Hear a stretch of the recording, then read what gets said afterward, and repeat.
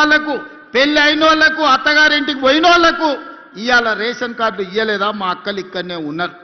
ఇవాళ సన్న బియ్యం ప్రతి మనిషికి 6 కిలోల చొప్పున 3,17,00,000 తెలంగాణ బిడ్డలకు ఈనాడు ప్రభుత్వం 6 కిలోల ప్రకారం సన్న బియ్యం ఇస్తుంది.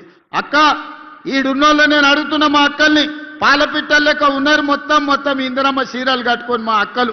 దసరా పండుగ నాడు పోయినట్టే ఉంది.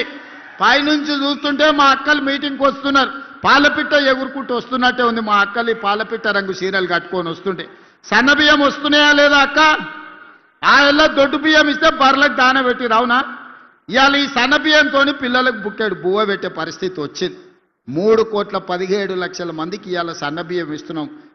మా రిపోర్టర్ల మిత్రులు కూడా చాలామంది ఉన్నారు, వాళ్ళకు కూడా సన్న బియ్యం వస్తున్నాయని నేను అనుకుంటున్నాను. ఎందుకంటే జర్నలిస్టులు ఉన్నారు కానీ వాళ్ళు కూడా పేదోళ్ళే, వాళ్ళకు కూడా సన్న బియ్యం వస్తున్నాయా లేదా ఒకసారి ఆలోచన చేయాలి.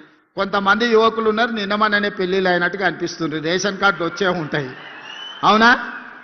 రేషన్ కార్డు ఇస్తేమి, సన్న బియ్యం ఇస్తేమి, 200 యూనిట్లు ఉచిత కరెంటు ఇస్తేమి, గ్రామాలలో ఇందిరమ్మ ఇండ్లు కట్టుకోండి అని పెళ్ళైన వాళ్ళకందరికీ ఇందిరమ్మ ఇల్లు, నియోజకవర్గానికి 3,500 ఇండ్లు ఇచ్చినాం. రాష్ట్రం మొత్తం 4.5 లక్షల ఇండ్లు పేదోళ్ళకి ఇచ్చినాం. నిజంగానే చంద్రశేఖర్ రావుకు 10 ఏళ్లలో 20 లక్షల కోట్ల నగదు ప్రజలు పన్నులు చెల్లించు. సంవత్సరానికి 2 లక్షల ఇండ్లు కట్టుంటే కూడా 10 ఏళ్లలో 20 లక్షల ఇండ్లు కట్టుండేటోడు. అసలు పేదోడు ఇల్లు లేనోడే తెలంగాణలో మిగిలేటోడు కాదు.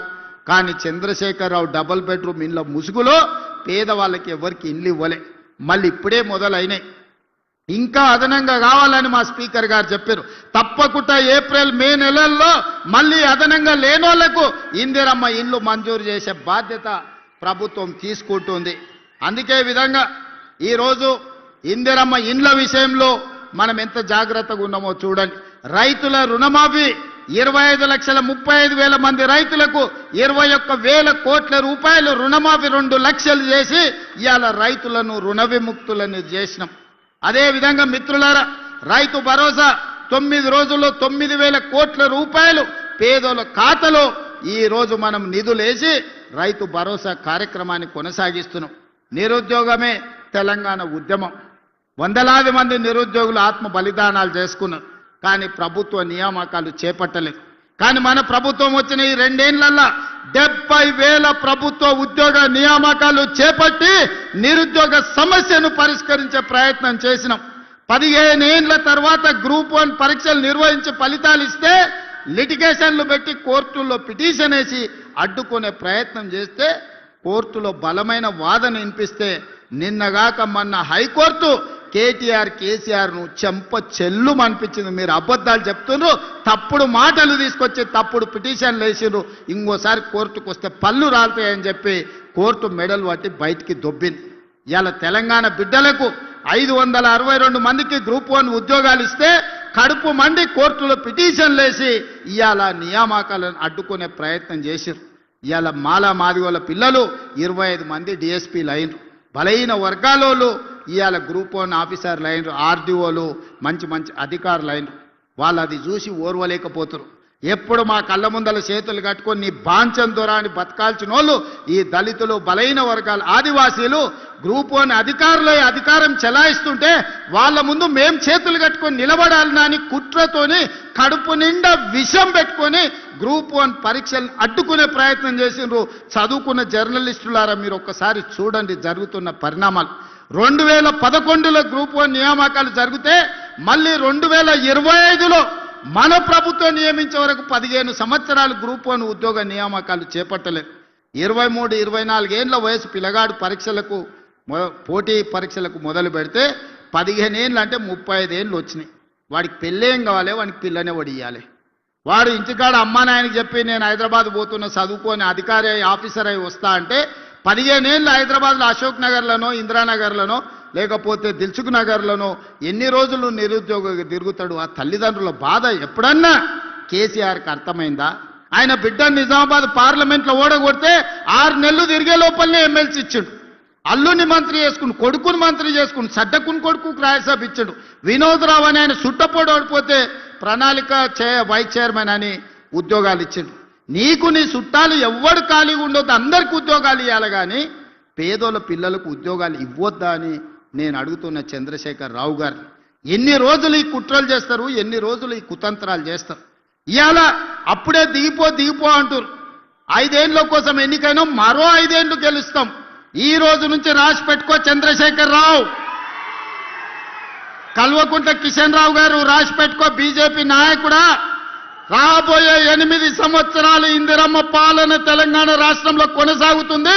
తెలంగాణ రాష్ట్రాన్ని దేశంలోనే నెంబర్ 1 గా అభివృద్ధి చేసి మా రీజనల్ రింగ్ రోడ్డు పూర్తి చేసుకుంటాం, మా వికారాబాద్ కృష్ణా రైల్వే లైన్ పూర్తి చేసుకుంటాం, మా ప్రాణహిత చేవెళ్ల ప్రాజెక్టును పూర్తి చేసుకుంటాం, మా మక్తల్ నారాయణపేట కొడంగల్ ఎత్తిపోతల పథకాన్ని పూర్తి చేసుకుంటాం, మా వికారాబాదును ఒక ప్రపంచ పర్యాటక కేంద్రంగా మేము పూర్తి చేసుకుంటాం, మా అప్పా జంక్షన్ నుంచి మన్నెగూడ నుంచి తాండూరుకు రోడ్డు పూర్తి చేసుకుంటాం, కాగ్నా నీళ్లు తాండూరుకు తీసుకెళ్తాం, కాగ్నాలో తాండూరులో అండర్ గ్రౌండ్ డ్రైనేజీని పూర్తి చేసుకుంటాం. నువ్వు నీ తాతలు అందరు ఎవరెవరు అడ్డం వస్తారో చూస్తాం. ఈ ఎన్నికల్లో మీరు చేసే కుట్రలన్నీ కూడా చెయ్యండి అని చెప్పి నేను ఈరోజు సవాలు విసురుతున్నా. అందుకే మిత్రులారా, ఇవాళ ఆలోచన చేయండి. ఇంత మంచి అవకాశం మన ప్రాంతానికి రాదు. ఇన్ని నిధులు మళ్ళీ ఎప్పుడు రావు. ఇప్పుడు చిన్నదో పెద్దదో మాకు తెలిసినోడనో సుట్టపోడానో వంగి నమస్కారాలు పెట్టిండనో కోటేస్తారంటే మన గల్లీలో మన కాలనీలో అభివృద్ధి ఆగిపోతుంది. ఎందుకంటే వాళ్ళు వచ్చి ఎమ్మెల్యేలను కలవరు, వాళ్ళు నిధులు అడగరు. మరి అడగనప్పుడు నిధులు ఇవ్వడం కూడా కష్టమవుతుంది. ఇవాళ నేను ముఖ్యమంత్రిని కాదు, మున్సిపల్ మంత్రిగా కూడా నేనే ఉన్నా. అడిగేది మనమే, ఇచ్చేది మనమే.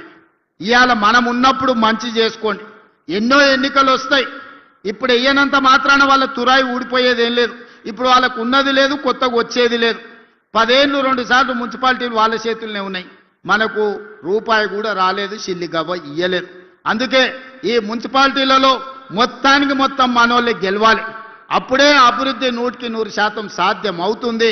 ఇంకా వాళ్ళు మాట్లాడుతున్నారు, ఈరోజు చంద్రశేఖరరావు చరిత్ర రేవంత్ రెడ్డి చేర్పేయాలనే ప్రయత్నం చేస్తురని. హరీష్ రావు, కేటీఆర్ గారు అన్నారు, చూసిండ్రు కదా. శుక్రాచార్యుడేమో ఫామ్ హౌజులు ఉన్నాడు, మారీచుడు సుబాహుడేమో ఊరూరు తిరుగుతున్నారు. గతంలో పురాణాలలో మీరు చూసిరు కదా, దేవతలు యజ్ఞాలు యాగాలు చేస్తే వాటిని భగ్నం చేయడానికి శుక్రాచార్యుడు మారీచుని సుబాహుడు అనే రాక్షసులను పంపించేటోళ్ళు. వాళ్ళు నెయ్యి పోసి యాగం చేస్తుంటే వాళ్ళు రక్తం మాంసాలు తీసుకొచ్చి దాంట్లో వేసేటోళ్ళు ఈ యజ్ఞాలు యాగాలను భగ్నం చేయనికే. ఇవాళ తెలంగాణలో కూడా మేము కష్టపడి అభివృద్ధి చేస్తుంటే ఈ మారీచుడు సుబాహుడు కాళ్ళల్లో కట్టెలు పెట్టి తిరిగే ప్రయత్నం చేస్తున్నారు, ఊరూరు తిరుగుతురు. మా తెలంగాణ జాతి పితకు చంద్రశేఖరరావు గారికి టెలిఫోన్ ట్యాపింగ్లో నోటీస్ ఇచ్చిరని నేను ఒక్క మాట అడగదలుచుకున్నా. ఎవరిని వదిలినరాయా మీరు? ప్రతిపక్ష నాయకులను వదలకపోతే, జడ్జిలను వదలకపోతే, జర్నలిస్టులను వదలకపోతే, సినిమా తారలను వదలకపోతే, ఆఖరికి పెళ్ళా మొగుడు మాట్లాడుకుంటుంటే కూడా వాళ్ళ చెవులలో వాళ్ళు మాట్లాడుకునేది నీకెందుకయ్యా వినేది? ఏమన్నా పొయ్యకాల ఏం రోగం అయ్యా అది? పెళ్ళా మొగుని కూడా మాట్లాడుకోనియరా? ఇంత చిల్లర పని చేసినప్పుడు నోటీస్ ఇవ్వకపోతే ఏం చేస్తారయ్యా? అసలు బేడీలేసి ఈడ్స్కి రావాలి.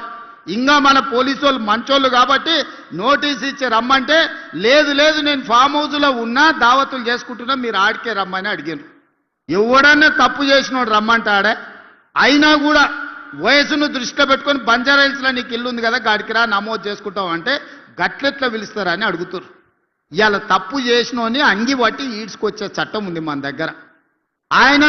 ఇవాళ ఆయన చరిత్రనంట నేను మొత్తం రూపుమాపే ప్రయత్నం చేస్తుండంట. హరీష్ రావు గారు